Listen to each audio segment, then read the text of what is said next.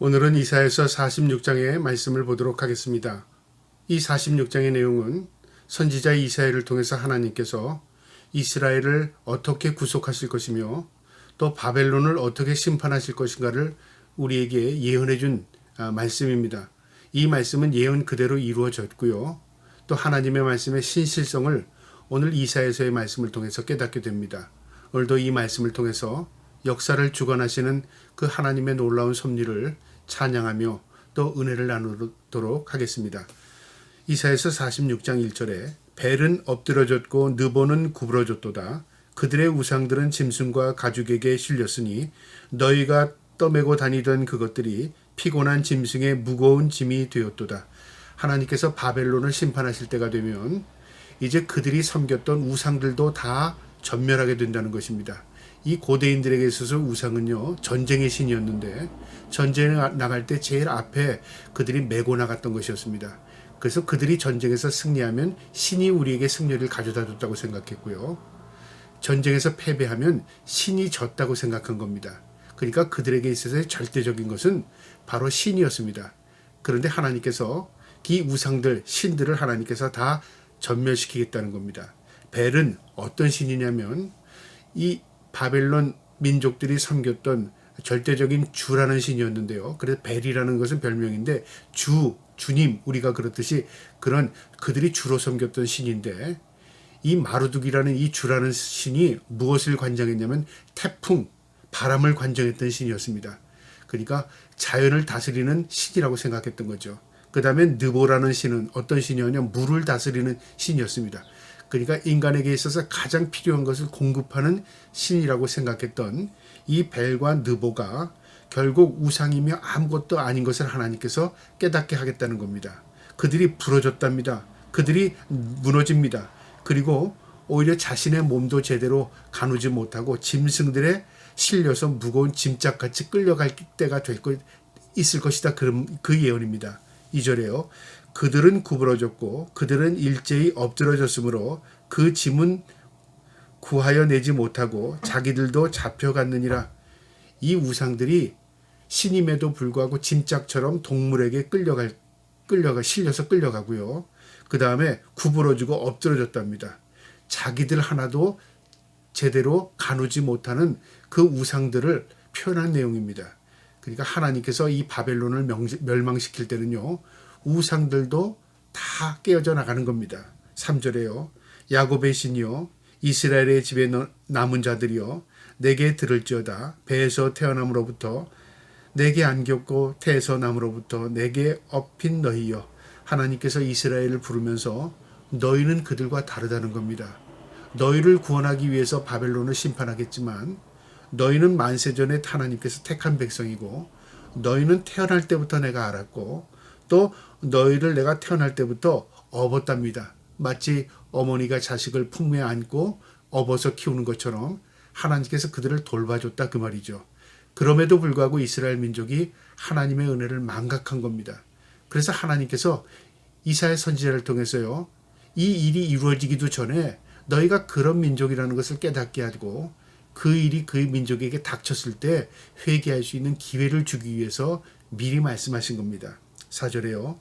너희가 노년에 이르기까지 내가 그리하겠고 백발이 되기까지 내가 너희를 품을 것이라. 내가 지었은즉 내가 업을 것이며 내가 품고 구하여 내리라. 하나님께서 이스라엘 민족을 마치 부모님이요 그들을 안고 키워내는 것처럼 하나님 키워내시겠답니다. 그런데 이방 신들과는 전혀 다르게요. 그 아버지, 그 사랑의 하나님께서 너희의 노년, 너희가 백발이 되기까지 너희 일평생 하나님께서 돌봐주겠다는 겁니다. 어떤 부모가 자식이 백발이 되기까지 자식이 노년이 되기까지 돌봐주는 부모가 있습니까? 부모는 세상을 다 떠나는데요. 하나님은 다르다 그 말이죠. 하나님은 영원히 살아계시기 때문에 이스라엘이 노년이 되고 백발이 될지라도 하나님의 백성이 노년이 되고 백발이 될지라도 하나님께서 그들을 이끌어 가시고 키우시고 하나님께서 먹이시고 입히시겠다 그 말입니다. 5절에요. 너희가 나를 누구에게 비하며 누가 짝하며 누가 비교하여서 같다 하겠느냐. 너희가 나를 어떤 우상들과 신들과 비교할 수 있겠느냐 그 말이죠. 그 당시에는 민족들마다 섬기는 신들이 있었는데요. 서로의 신들을 비교했습니다. 그런데 하나님은 비교의 대상이 아닙니다.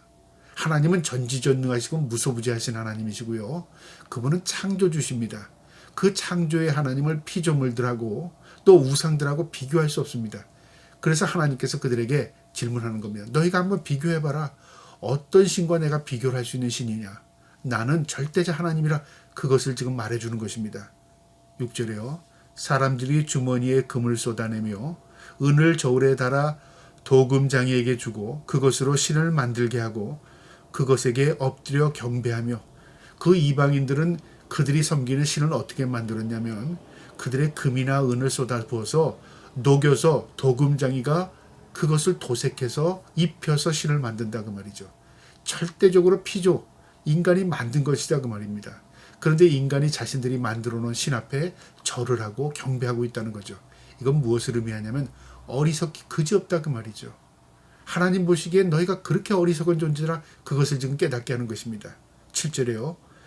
그것을 들어 어깨에 메어다가 그의 처소에 두면 그것이 서 있고 거기에서 능히 움직이지 못하며 그에게 부르짖어도 능히 응답하지 못하며 고난에서 구하여 내지도 못하느니라. 그들이 만든 신 이 우상들의 특징은 세워놓은 대로 그대로 있다 그 말이죠. 움직이지도 못하고 어디 가지도 못하고 죽어 있으니까요. 그것은 생명이 없기 때문에 그냥 나무 토막에 불과한 것이기 때문에 그냥 그대로 그가 돼 있다 그 말이죠. 그리고 우상을 섬기는 그들이 그 앞에 절을 하고 경배를 하고 소원을 빌어도 아무 응답이 없다 그 말이죠. 당연한 거 아닙니까? 그들은 살아있지 않습니다. 그들은 우상에 불과한 겁니다. 근데 사람들이 그것을 깨닫지 못한다 그 말이죠. 8절에 너희 패역한 자들아 하나님께서 이스라엘에게 책망하는 겁니다. 너희도 그렇다 그 말이죠. 이방인들이 그렇다는 것은 하나님은 몰라서 그렇다지만 너희는 분명히 하나님께서 이스라엘 민족에게 자신을 드러내 주셨고 또 하나님이 어떤 것을 그들에게 알게 해줬고 또 선지자를 통해서 하나님께서 말씀해 주셨습니다. 그럼에도 불구하고 이스라엘 민족은요. 이방인들이 섬기는 우상을 섬겼다 그 말이죠. 그리고 패악한 자식들처럼 하나님 아버지를 부인했다 그 말입니다. 그래서 하나님께서 선지자 이사야를 통해서요. 그들에게 책망 권고하는 겁니다. 너희 패역한 자들아 이 일을 기억하고 장부가 되라. 이 일을 마음에 두라. 이 일을 기억하라는 말은 뭐냐면 너희가 왜 이런 고생을 하며 너희가 왜 이렇게 포로로 잡혀갔으며 너희가 이런 왜 억울함을 당하는가를 기억해봐라. 생각해봐라 그 말이죠. 그리고 장부처럼 되라. 무슨 말이냐면 대장부처럼 결단하라 그 말입니다. 이제 각오하고 결단하고 돌이켜라. 하나님 앞에 다시 바로 서라. 회개해라 그 말입니다. 이 일을 마음에 두라. 하나님 앞에 참여하고 회개해라 그 말입니다. 9절에 너희는 옛적 일을 기억하라. 나는 하나님이라. 나 외에 다른 이가 없느니라. 나는 하나님이라. 나 같은 이가 없느니라. 하나님이 자신을 말할 때 나 같은 신은 없어 그 말이죠. 그러면서 너희가 너희의 조상들의 옛적 일을 기억하랍니다. 무엇에 대한 기억입니까? 하나님께서 그들을 노예에서 해방시켜 주고요. 출애굽시켜 주시고 가나안 땅에 정착시켜 주시고요. 민족을 번성시켜 주시고 하나님께서 때마다 시마다 먹이시고 입히시고 그들을 구속해 나간 그 은혜를 기억하라고 말이죠.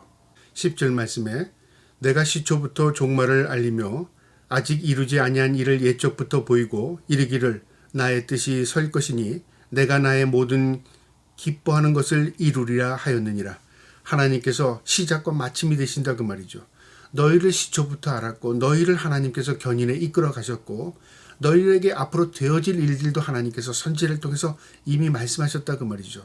그리고 하나님의 말씀은 1.1획도 땅에 떨어짐 없이 다 하나님이 스스로 이루시겠다 그 말입니다. 11절에요.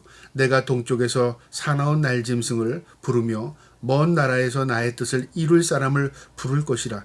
내가 말하였은즉 반드시 이룰 것이요 계획하였은즉 반드시 시행하리라.